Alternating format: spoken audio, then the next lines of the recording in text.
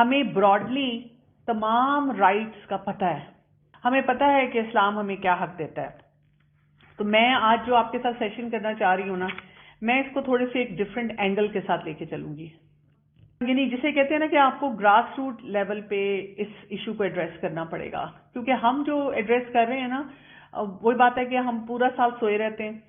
جب ہمیں ایک دم سے کوئی ہماری ذاتی زندگی میں، ہمارے کسی جاننے والے کی زندگی میں، یا کوئی ایسا نیشنل انٹرنیشنل ایونٹ آتا ہے نا، تو ہم جاگ جاتے ہیں.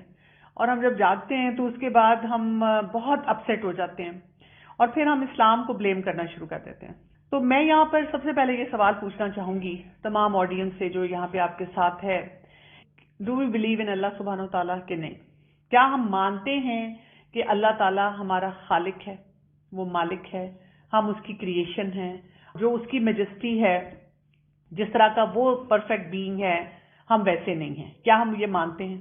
آپ کیا کہیں گی کہ کیا ہم مانتے ہیں؟ یس، ہم مانتے ہیں. ٹھیک ہے، ہم کہتے ہیں کہ جی اللہ ہمارا رب ہے، اور اسی لیے ہم اللہ کے آگے جھکتے ہیں، اللہ سے ہم دعا کرتے ہیں.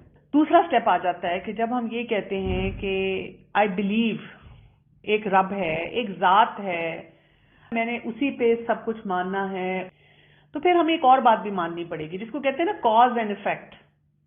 کاز یہ ہے کہ جی اللہ تعالیٰ جیسی کوئی ذات نہیں ہے، لیسا کمثلہ شیء، اللہ تعالیٰ نے اپنے بارے میں خود فرمایا. پھر ساتھ یہ کہ اللہ تعالیٰ کی عظمت اور بڑائی جیسی ہے ویسا کوئی نہیں ہے.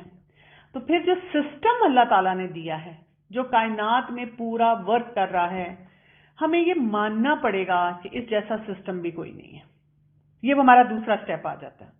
اب یہاں پر دو طرح کے ایٹیٹیوڈز ہیں جو اوور آل ہم سوسائٹی میں دیکھتے ہیں، کیونکہ ان سب باتوں کا ہم بہت زیادہ انفلوئنس لینا شروع کر دیتے ہیں. ایک ایٹیٹیوڈ یہ ہے، ہوں گے کچھ لوگ جو کہتے ہیں میں مانتی ہی نہیں، میں نہیں مانتی. ایتھیسٹک اپروچ والے لوگ ہوتے ہیں، ایگنوسٹکس ہوتے ہیں، جب بس وہ کہتے ہیں ٹھیک ہے جی ہمارے ماں باپ نے ہمیں دین دے دیا، مذہب دے دیا، سمجھا دیا، لیکن ہمارا دل نہیں اس پہ راضی، وہ نہیں مانتے. ایسے شخص کو آپ کیا سمجھائیں گے کہ جی ویمن رائٹ ان اسلام کیا ہے؟ کیا سمجھیں گے وہ تو they are not ready for that. آپ ان کو جو مرضی بتا دیں، آپ قرآن پاک کھول کے دکھا دیں، آپ آیات بتا دیں، آپ ایکسپرٹس کی مختلف ٹاک سنوا دیں، انہوں نے نہیں ماننا، کیونکہ they have set their mind. اچھا، اب دوسرا ایٹیٹیوڈ ہے جو کہ میجورٹی کا ہے. میجورٹی کا ایٹیٹیوڈ یہ ہے، ہم مانتے ہیں، ہم اللہ کو مانتے ہیں، ہم اللہ سے دعا کرتے ہیں، ہم کہتے ہیں اللہ ہمیں پیدا کرنے والا ہے. لیکن یہاں پہ بھی اب دو کیٹیگری کے لوگ ہیں. ایک کیٹیگری وہ ہے جو بہت کنفیوزڈ ہے، یعنی اللہ کو ہم خالق بھی مانتے ہیں، اللہ تعالیٰ کا جب ذکر آتا ہے تو ہمارے دل کی بھی کیفیت بدلنا شروع ہو جاتی ہے. لیکن جب ہم اللہ تعالیٰ کے احکامات کو دیکھتے ہیں، ایسی کنفیوژن ہمارے اندر چل رہی ہے کہ ہم سے چیزیں نہیں ہینڈل ہوتی. ایسے لوگوں کو کیا کرنے کی ضرورت ہے؟ ایسے لوگوں کو چاہیے یہ کہ وہ قرآن کو پراپرلی پڑھیں، سمجھیں، کسی اسکالر کے ساتھ پڑھیں، کسی ٹیچر کے ساتھ پڑھیں، احادیث کو پڑھیں، سیرت کا مطالعہ کریں. اور کیونکہ وہ اللہ کو مانتے ہیں لیکن کیونکہ ان کے پاس علم نہیں ہے، جسے کہتے ہیں نا زمین تھوڑی بنجر ہے، تو جب آپ اس بنجر زمین کو تھوڑا سا اس میں کھاد ڈالیں گے، اس کو پانی دیں گے، اس کے بنجر پن کو ختم کرنے کی کوشش کریں گے، تو انشاءاللہ پھر جب ہم بات کریں گے نا کہ جی اسلام عورتوں کو کیا حقوق دیتا ہے، اس میں جو آپ کو لطف آئے گا اور جو آپ کی کیفیت ہوگی وہ ان ایکسپلینیبل ہوگی. اب دوسری کیٹیگری ہے، دوسری کیٹیگری کہتی ہے کہ جی ہم مانتے ہیں. اچھا، اب مانتے ہیں تو پھر آپ پریکٹس کریں.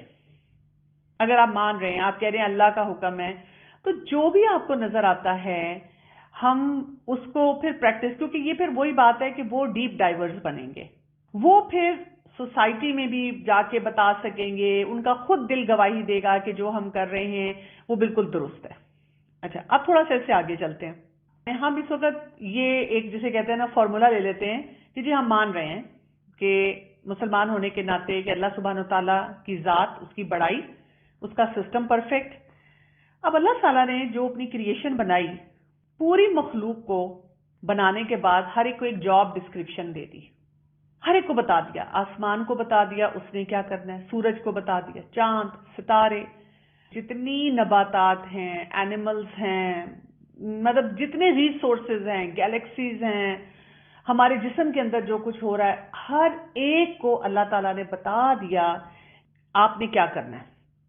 اسی لیے آپ دیکھیں کہ پوری کائنات اللہ کے سسٹم کے مطابق چل رہی ہے. اور جو انسان ہیں جب ان کو بنایا، جب ان کو کہہ دیا، جیسے سورہ زاریات کی آیت نمبر 56 کو ہم دیکھیں، اس میں اللہ سبحانہ وتعالیٰ نے فرمایا وَمَا خَلَقْتُ الْجِنَّ وَالْإِنسَ إِلَّا لِيَعْبُدُونَ، اور نہیں بنایا ہم نے انس اور جن کو مگر اپنی عبادت کے لیے. ٹھیک ہے، جنات اور انسانوں کو اللہ نے اپنی عبادت کے لیے بنایا. عبادت کے لیے جب بنایا تو ان کو پیکیجز دے دیے، رائٹس اینڈ رسپانسبلٹیز کے. یہ تم نے کرنے ہیں کام لوگوں کے لیے، اور اس کے ریٹرن میں تمہیں یہ جو ہے ملے گا، یعنی حقوق اور فرائض جو ہیں وہ دے دیے. اور یہ ہر ایک کو دیے. آپ کسی اچھی بک شاپ پہ جائیں اور ان سے کہیں کہ مجھے رائٹس اینڈ رسپانسبلٹیز پہ دیں، اور میں آپ کو بتاؤں اس میں شہری ہونے کے حقوق و فرائض، اس میں جانوروں کے حقوق و فرائض، بچوں کے، بیوہ کے، یتیم کے، نان مسلم کے، شوہر کے، بیوی کے، آپ آفس میں کہیں کام کرتے ہیں، آپ سٹیزن ہیں، آپ مسلم کنٹری میں، آپ نان مسلم کنٹری میں ہیں، اللہ کے ساتھ مطلب ہر چیز کے بارے میں جو حقوق و فرائض ہیں اللہ تعالیٰ کی طرف سے ڈیفائنڈ ہیں. کیونکہ اللہ تعالیٰ جانتے ہیں ہمیں کہ ہم کس نیچر کے ہیں، کتنی ہماری کیپیسٹی ہے، کتنی ہماری لمیٹیشنز ہیں، یہ ساری. اب اس سے اگلا سٹیپ آ جاتا ہے. اللہ تعالیٰ نے جب انسانوں کو ایک جاب ڈسکرپشن دے دی، حقوق و فرائض کا پیکج دے دیا، اب اس میں مقابلہ نہیں رکھا انسان اچھا پرفارم کرتا ہے یا جن. اچھا، سورج اور چاند کو مقابلہ دے دیا کہ دیکھو دیکھتے ہیں تم میں سے کون آگے بھاگتا ہے، جلدی جلدی جا کے اپنا کام کرتا ہے. کسی کو یہ کنفیوژن نہیں ڈالی. جیسے آپ دیکھیں نا آج کے دور میں لوگ کہتے ہیں کہ کمپٹیشن جو ہوتا ہے وہ اپنی ذات کے ساتھ ہونا چاہیے. آپ گھروں میں بھی دیکھیں جب ماں باپ بہت زیادہ بچوں میں کمپٹیشن کروانا شروع کر دیتے ہیں، بچوں کے اندر جیلسیز آ جاتی ہیں، انفیریورٹی کمپلیکسز آ جاتے ہیں، سیلف اسٹیم کے چیلنجز آ جاتے ہیں. اسی طرح اللہ تعالیٰ نے ہم سب کو بتا دیا، مطلب مجھے کہہ دیا کہ تمہارا یہ پیکج ہے، یہ لے لو اور اس کے مطابق تم نے اپنی زندگی گزارنی ہے. اور تمہارا حساب کتاب وہ جو دنیا کے دوسرے کونے میں، یا ایون تمہارے ساتھ والے کمرے میں کوئی بیٹھا ہوا ہے نا، اس سے نہیں ہونا. تمہارے سے تمہارا حساب کتاب ہونا ہے. تم کیسی بیٹی ہو، کیسی بہن ہو، تمہاری job description as a wife, ٹھیک ہے، ایز اے مدر. اب میں اگر ڈاکٹر ہوں تو as a doctor, professional woman, مسلمان ہونے کے ناطے، یعنی ہر چیز میں مجھے اپنی باتوں کو جو ہے وہ ڈیفائن کر کے آگے چلنا ہے. اور ہم میں سے ہر ایک کو بتایا گیا کہ یہ جو پیکج ہے تمہارا بہترین ہے، اگر تم اس پیکج کے ساتھ چلو گے تو فائدہ ہوگا. اب ہم اس سے تھوڑا سا آگے چلتے ہیں جب ہمیں براڈلی یہ بات سمجھ آ جائے. اب ہم آ رہے تھے ایک مرد اور عورت پہ. مرد اور عورت میں آپ دیکھیں کہ ان کی بہت امپورٹنس ہے اسلام میں. مرد کی اپنی جگہ امپورٹنس ہے، عورت کی اپنی جگہ امپورٹنس ہے. کیوں؟ ان دونوں نے مل کر کیا کرنا ہے، انہوں نے ایک فیملی یونٹ بنانا ہے. اور یہ فیملی یونٹ جتنا اسٹرانگ ہوگا اتنا اسٹرانگ وہ معاشرہ ہوگا. اور یہ دونوں ایک دوسرے کے ساتھ ایز پزل فٹ ہوتے ہیں. اگر آپ کوئی بھی کہیں سے پزل اٹھائیں گے نا، پزل میں دو پیسز کوئی بھی ایک جیسے نہیں ہوں گے. They are always going to be different, but جب آپ ان کو صحیح جگہ رکھیں گے تو دے ول فٹ ان پرفیکٹلی. مزہ آ جائے گا آپ کو کہ اچھا یہ ایسے فٹ ان ہو گیا.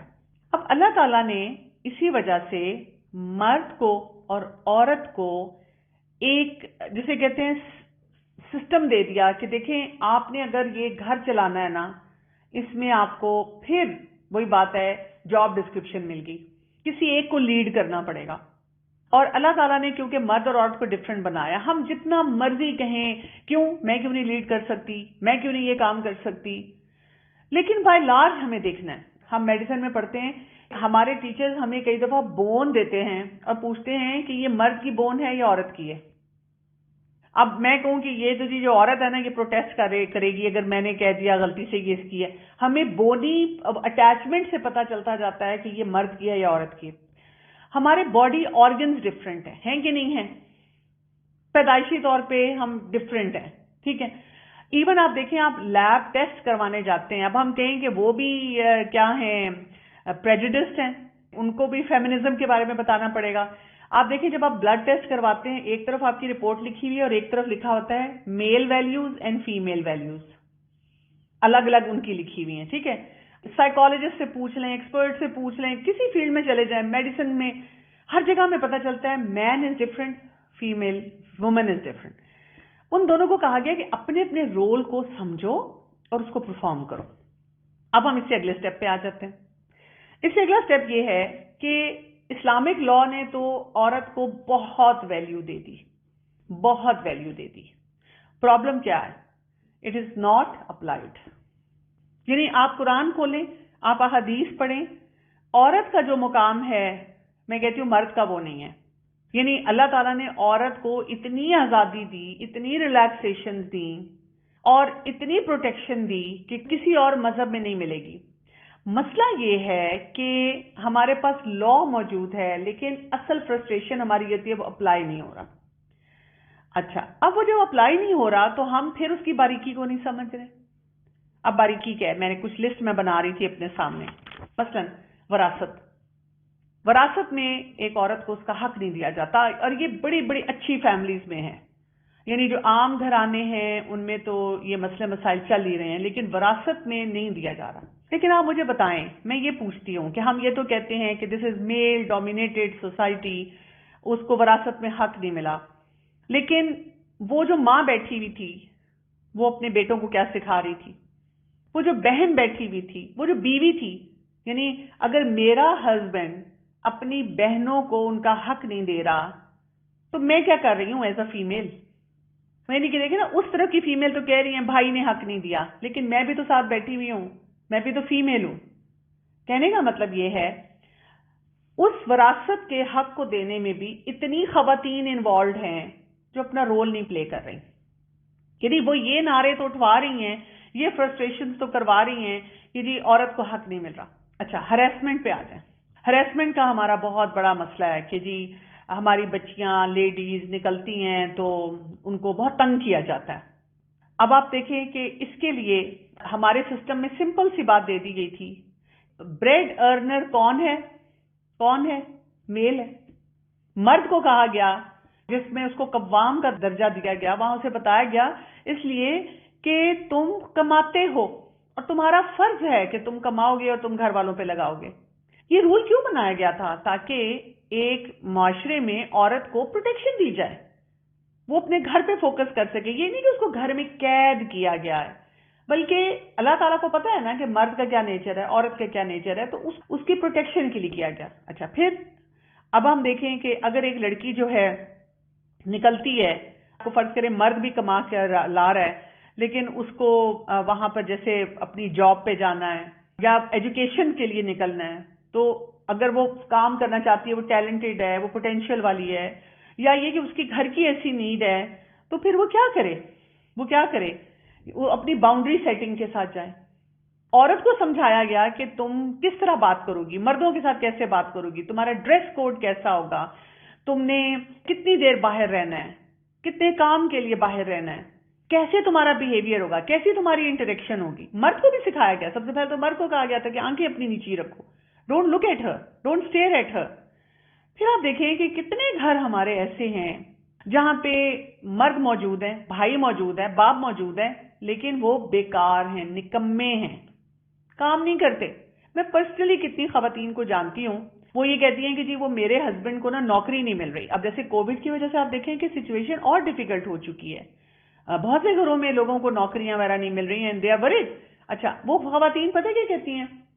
وہ مجھے کئی دفعہ مشورہ لیتی ہیں کہ ڈاکٹر صاحبہ کیا خیال ہے کہ میں نوکری کر لوں. میں کہتی ہوں آپ کیا نوکری کریں گی؟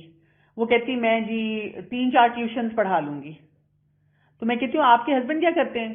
کہتی نہیں, وہ کہتے ہیں دس از بلو مائی ڈگنیٹی کہ میں ٹیوشن پڑھاؤں, تم پڑھاؤ, میں نہیں پڑھاؤں گا.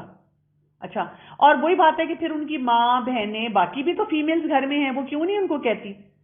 تو ہریسمنٹ کے پیچھے جو ریزنز ہیں, مرد بیکار ہو گیا, عورت بیچاری گھروں سے نکلی ہوئی ہے, عورت بیچاری کام پہ لگی ہوئی ہے, عورت جو ہے ہراس ہو رہی ہے, ایک بیچاریوں کے لیے کرائسس کریٹ ہوا ہے کہ بھئی ان کو نہیں سمجھ آتی کہ بھئی ہماری بیکنگ پہ کون ہے. اچھا, اسی طرح آپ دیکھیں چائلڈ ابیوز کی ہم بات کرتے ہیں.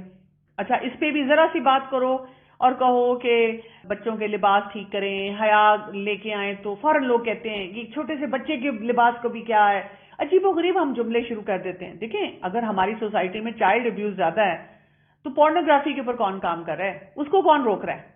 گھر گھر میں لوگ جو ہیں یہ کام کر رہے ہیں.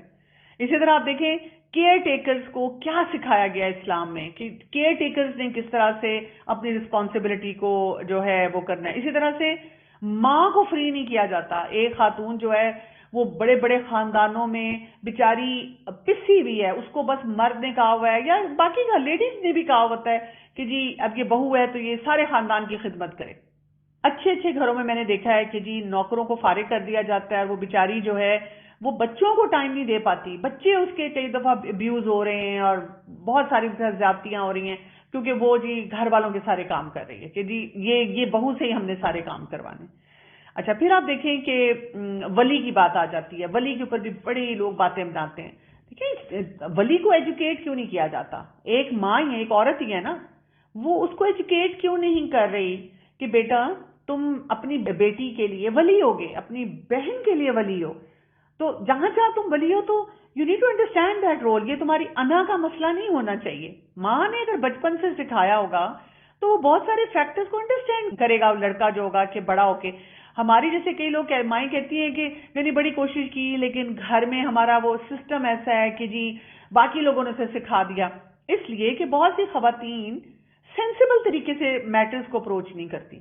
انہوں نے بس ایک موومنٹ سنی, موومنٹ سن کے انہوں نے فرسٹریشن کا اظہار کیا, کڑنا شروع کیا, رونا دھونا اور ایسی ایسی باتیں جو امپریکٹیکل قسم کی ہے کہ جس سے کوئی حاصل نہیں ہوا. ڈومیسٹک ابیوز پہ آ جائیں آپ.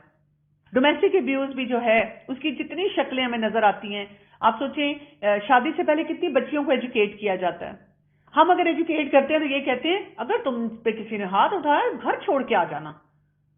نہیں, آپ نے پہلے اس کی پرسنالٹی کو ایسا کیوں نہیں بلڈ کیا, اس کو پتا چلے کہ جی میں نے وہاں پہ رہنا کیسے ہے. ہم نے صبر کا لفظ کو بھی غلط استعمال کر لیا. ہم نے صبر کا مطلب یہ سمجھا کوئی مارے کھاتا جا رہا ہے, کوئی ابیوز سہتا جا رہا ہے, کوئی اس کے زیادتی ہوتی جا رہی ہے, اس کو کوئی رائٹ نہیں ہے. اسلام نے جو رائٹس دیے ہیں ان کو ہم نے پریکٹس ہی نہیں کرنے دیا.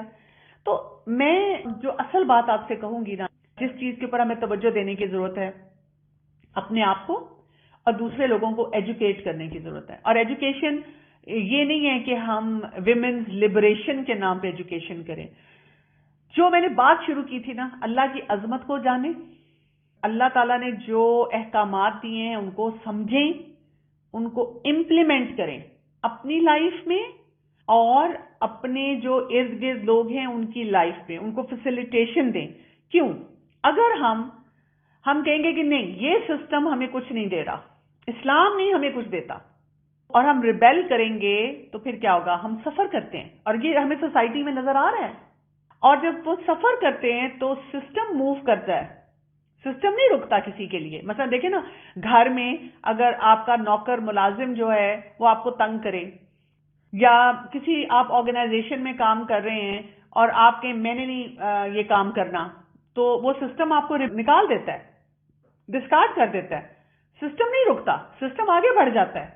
آپ سفر کرتے ہیں اور آہستہ آہستہ سوسائٹی میں فرسٹریشن جو ہے نا وہ بڑھنا شروع ہو جاتی ہے. اسی لیے رسول اللہ صلی اللہ علیہ وآلہ وسلم نے ہمیں کہا تھا, جو آخری جو آتی ہیں وصیتیں آتی ہیں آپ صلی اللہ علیہ وسلم کی آخری ایام کی, ان میں سے ایک یہ تھی کہ میں تمہارے پاس قرآن اور حدیث چھوڑ کے جا رہا ہوں, اور جو ان دونوں کو تھام لے گا نا وہ گمراہی سے اپنے آپ کو بچا لے گا. اور میں بتاؤں آپ کو, مجھے یاد ہے کہ جب میں نے خود نیا نیا قرآن پڑھنا شروع کیا تو مجھے کسی نے ایسی بات کہی کہ کیا تم بات کرتی ہو, تم کس سسٹم کی بات کر رہی ہو, تم قرآن پڑھنا شروع ہوئی ہو. اور مسلمان تو ہمیشہ لڑتے رہے ہیں. آپ کسی ڈائنیسٹی کے بارے میں پڑھیں, مسلمانوں نے ہمیشہ لڑائیاں ہی کی اور کچھ نہیں کیا. اچھا میں بھی پریشان ہوگی اور باقی مجھے تھوڑا سا سیٹ بیک لگا کہ واقعی کیا مطلب ہمارا اتنا مورل ڈکلائن ہے کہ قرآن بھی ہمارے پاس ہے اور پھر بھی ہمارے مسئلے, ہماری کنٹروورسیز, ہماری کوئی چیزیں سیٹل ہی نہیں ہو رہی. تو جب میں نے اس کے بعد خود ہسٹری کو پڑھا نا, تو میں آپ کو بتاؤں, آپ کو سب کو میں کہتی ہوں آپ پڑھیں, ہسٹری بھی پڑھیں. آپ دیکھیں گے جب تک مسلمانوں نے پکا ایز اٹ از, جسے وہ کہتے ہیں نا چھاپا مارنا, وہ فوٹو کاپی نکالتے ہیں نا, جو کچھ قرآن میں آیا نا اور جو کچھ حدیث میں آیا اس کو فالو کرنا شروع کر دیں. صبح سے شام تک آپ کہیں جو اللہ کا حکم ہے نا, میرے صبح ناشتے سے لے کر رات کے کھانے تک، اس میں نمازیں، اس میں میرا ڈریس کوڈ، اس میں میرے ریلیشن شپس، اس میں جو کچھ بھی ہے I will do as it is in Quran and sunnah. تو میں آپ کو بتاؤں، جب تک مسلمانوں نے یہ کیا تھا نا، دے were always on the rise. انہوں نے پوری دنیا پہ حکومت کی ہے، اور جہاں انہوں نے قرآن اور حدیث کو چھوڑا نا، ریلیکسیشن لے لی.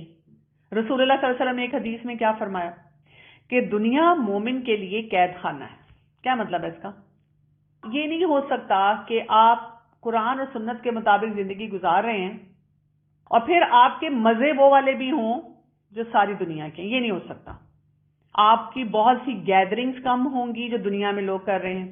آپ بہت سی جگہوں پہ اپنے آپ کو ریسٹرکٹ کریں گے، وہ فیشن نہیں کر سکیں گے. شادیاں آپ اس طرح انجوائے نہیں کر سکیں گے جیسے ریگولر لوگ کرتے ہیں. کسی کے مرنے پہ بھی آپ کا بہت دل چاہ رہا ہوگا میں یہ کر لوں، میں وہ کر لوں. آپ کو اپنے آپ کو وہاں پہ بھی روکنا ہوگا. اسی طرح سے مرد کو بھی، عورت کو بھی بہت سی جگہوں پہ صبر کرنا ہوگا، اپنے آپ کو ہولڈ بیک کرنا ہوگا کہ یہ اللہ کا حکم ہے، یہ اللہ کا حکم ہے، مجھے اپنے آپ کو روکنا ہے یہاں پہ.